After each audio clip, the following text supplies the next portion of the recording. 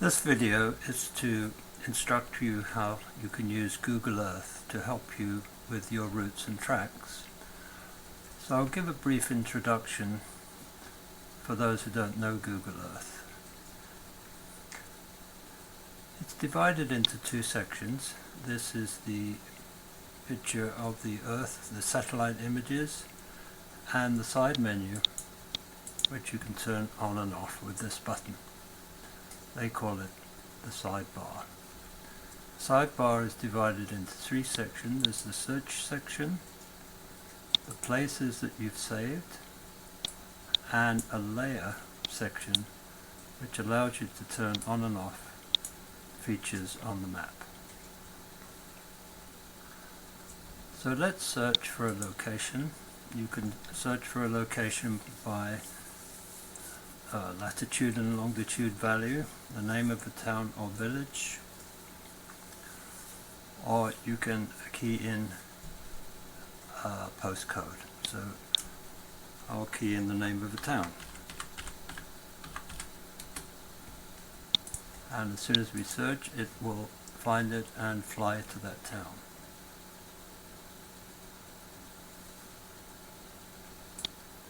You zoom in by using the scroll wheel on your mouse, in and out, or you can use this feature at the side to zoom in and out, or you can use the buttons on your keyboard, plus and minus.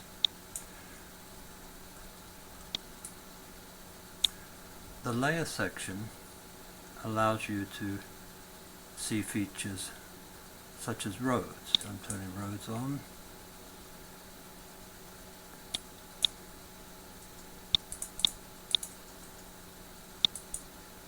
There you see the roads,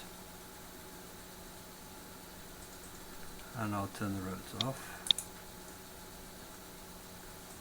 You can also turn off and on the 3D buildings. There's the flat view. If I hold the shift key down and drag my mouse with the left button depressed, I get an oblique view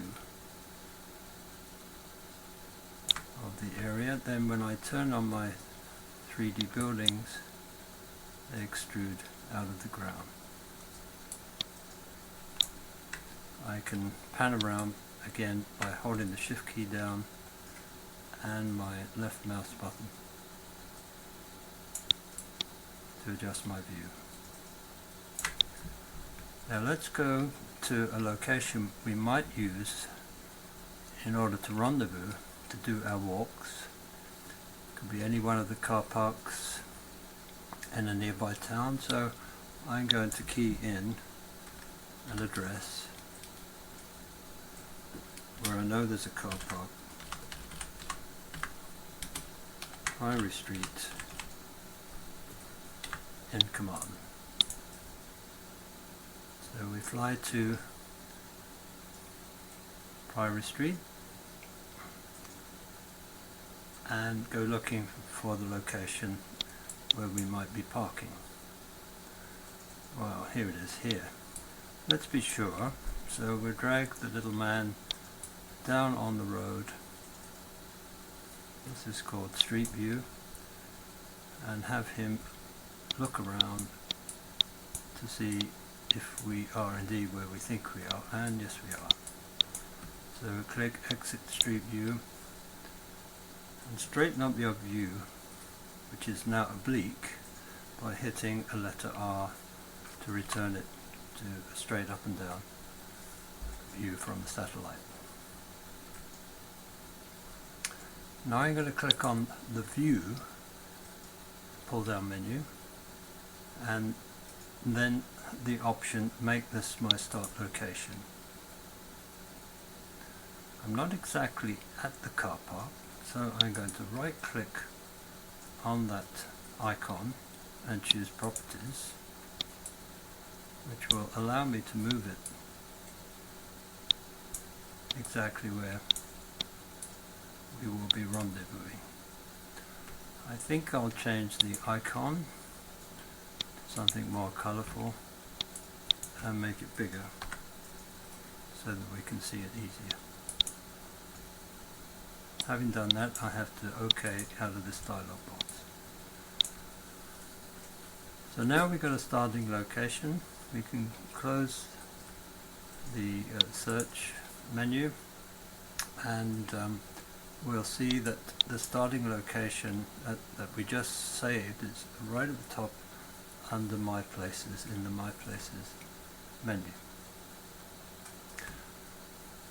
Now we want to load a route that we're interested in.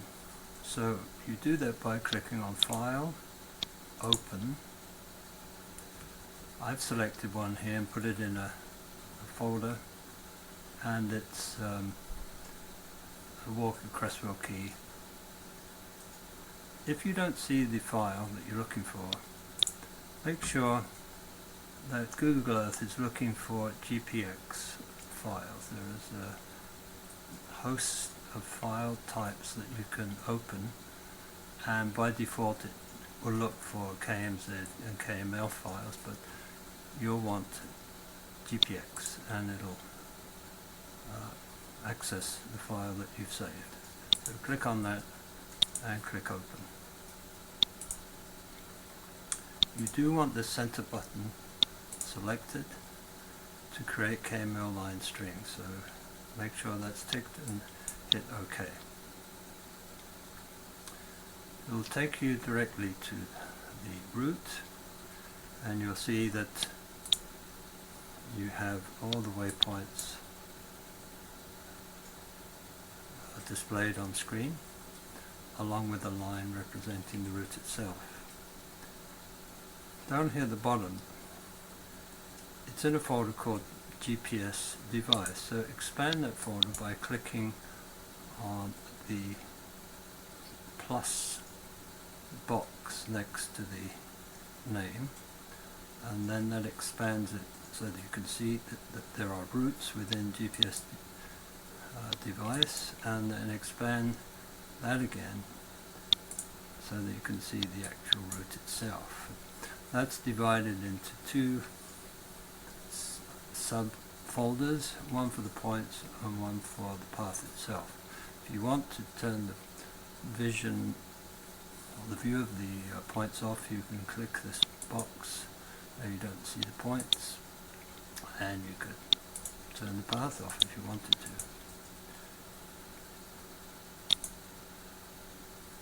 I'm going to right click the path and select Properties and change the color. I'm going to select red, and I'm going to change the width to something thinner so that it's not so bold, overlaying the material on the map. So I'm going to make that a 2 value for the width. The opacity, you can make that whatever you like.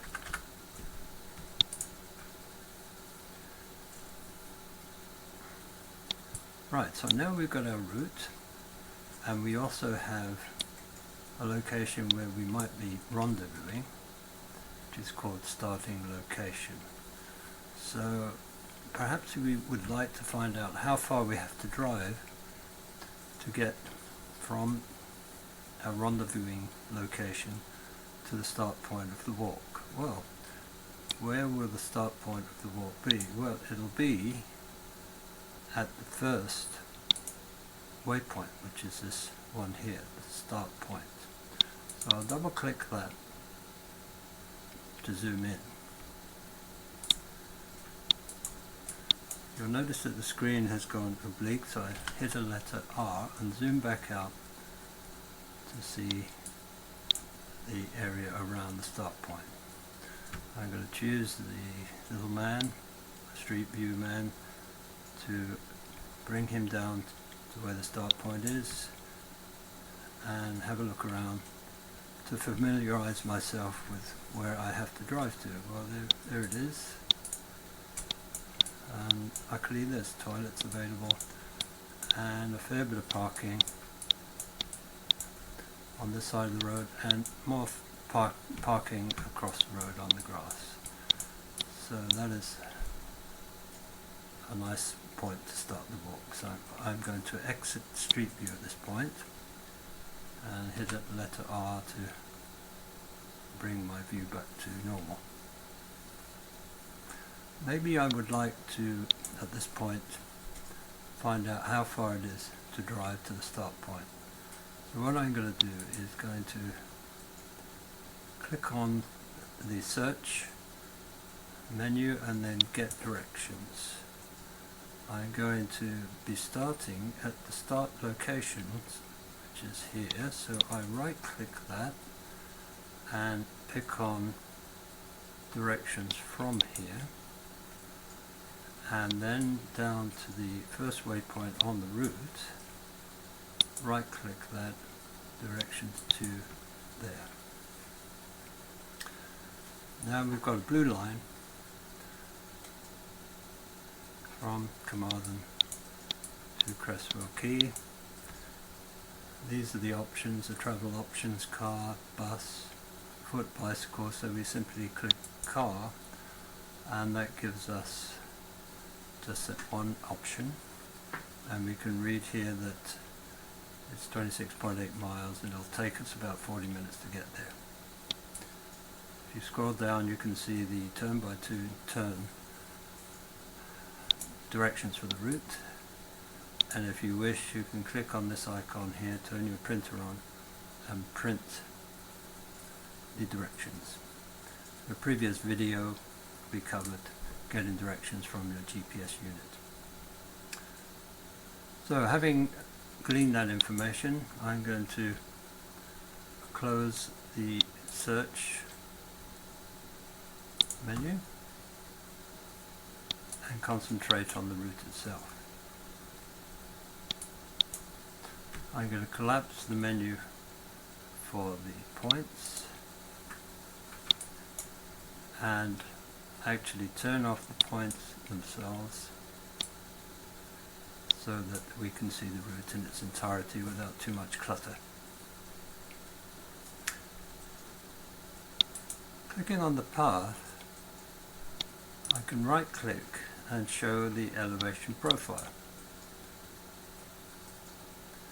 Here it is, and you can see as you move your pointer along the route what climbs are involved and where they are. These are the values,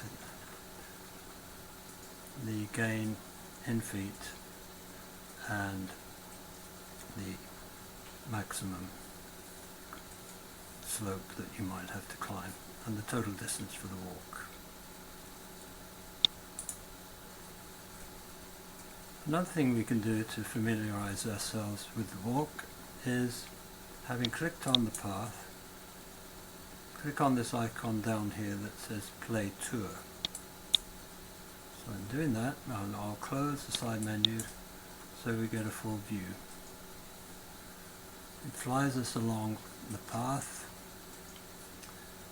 and there's a little feature down here where we can pause, zoom in and zoom out, play around to view features that might interest us, and once we have, continue our tour by clicking the play button again.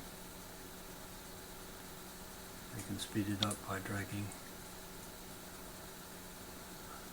the spot or dot along the route.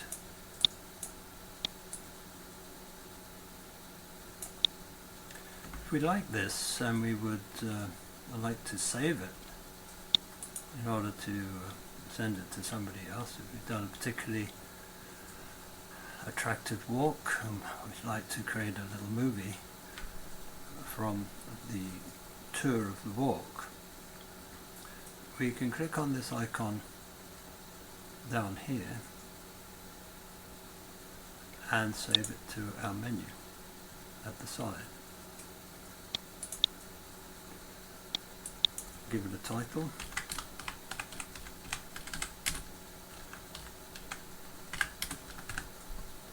and say OK. Now we've got a little movie that will show in Google Earth, and you can right click that and save it as a KML file. Email that to somebody else and they can run it if they have Google Earth installed. If they don't have Google Earth installed, you can click on Tools and Movie Maker and make a standalone movie from that KML file and simply email that, and they don't have to have Google Earth on their computer. They can simply click on the file and it'll play without any need for any other software. So what you would do is save your tour. Here it is listed here. There's only one, Crestwell Key 11, and you would have to choose a place to save it.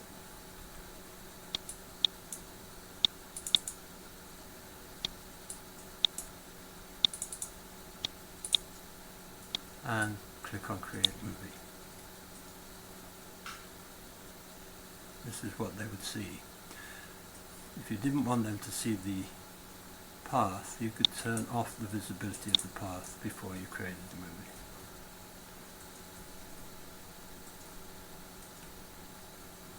I'm going to abort at this point, and that's the end of the video.